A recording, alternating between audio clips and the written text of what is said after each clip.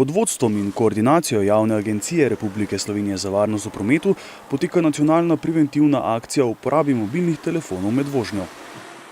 15. januarja do 28. januarja poteka v okviru nacionalne akcije, preventivna akcija, na katere namen je ozavestiti ljudi o uporabi, kako nevarno je uporabljati mobitele v cestnem prometu, tako v obliki motornih vozil, kakor tudi pri vseh drugih oblikah drugih prevoznih sredstev. Kaj to pomeni?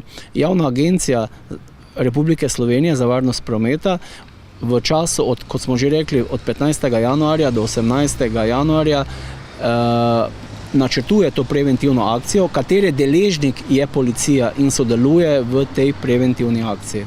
Predpisana kazen za voznike, ki se med vožnjo pogovarjajo po mobilnem telefonu, znaša 120 € oziroma 60, če je plačana v roku. Kljub prepovedi naj bi v Sloveniji mobilni telefon med vožnjo uporabljalo kar 75% voznikov.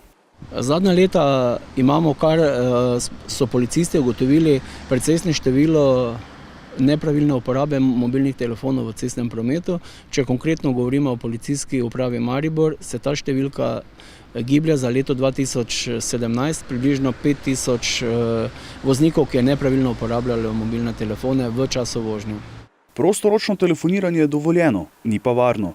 Policisti opozarjajo, da je vožnja aktivnost, ki ji moramo posvetiti vso našo pozornost. Videnje strokovnjakov z področja cestnega prometa je sledeče, da kakršnokoli manever v vožnjo, razen sama vožnja, ljudi odvrača od pozornosti v cestnem prometu.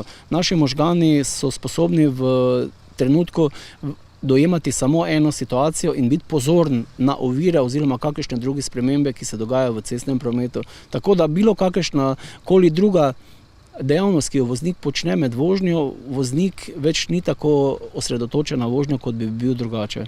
Poostrene nadzore v Mariboru bodo izvajali tudi občinski redarji, in sicer med 17. in 26. januarjem, večinoma na avtobusnih postajališčih, na Ljubljanski 9 in na Mlinski ulici. Ob tem, da mobilnega telefona med vožnjo ne uporabljamo, pa je treba za varno vožnjo v zakup vzeti tudi zimske razmere, zaradi katerih morajo biti vozniki še toliko bolj pozorni. Nekaj univerzalnega recepta ni.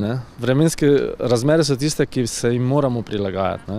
Že če začnemo od začetka zjutraj, če je čez noč bilo nizke temperature, meglica, snežilo, so lahko šipe ledene, zaledenele, in se s takšnimi šipami ne moramo odpeljati v službo po isti poti kot vsak dan. Torej se moramo vzeti nekaj časa in vsa ta stekla očistiti. Metlice, brisalce so pomembne. Če se pa ustavimo samo na cesti, na snegu se da peljati tudi 100 km/h.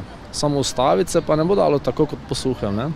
Tako da je en generalni nasvet, treba si vzeti malo več časa, povečati varnostno razdaljo in se seveda osredotočiti na to, kako bomo mi po tej cesti peljali, kakšna je, prepoznati neke nevarnosti, spolzke dele in se temu prilagajati. Hitrost je pa tista, ki je glavni problem. Tudi če na cesti ni snega, je treba vožnjo prilagoditi mrznemu cestišču, ki ne ponuja enakih karakteristik kot toplo. Z manjšimi ukrepi pri naši vožnji lahko pripomoremo k znižanju števila prometnih nesreč.